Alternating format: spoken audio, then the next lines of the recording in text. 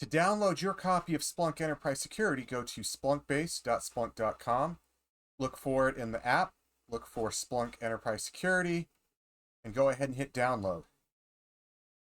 On the other hand, if you come in to download Splunk Enterprise Security and you've logged in and you get this download restricted, you can click, it'll give you some details. It'll pop up and say, hey, this app restricts downloads to a defined list of users. Your user profile was not found in the list of authorized users. Basically what happens is only individuals who have purchased Splunk Enterprise Security, and then they will set them to certain accounts, can access it and download it.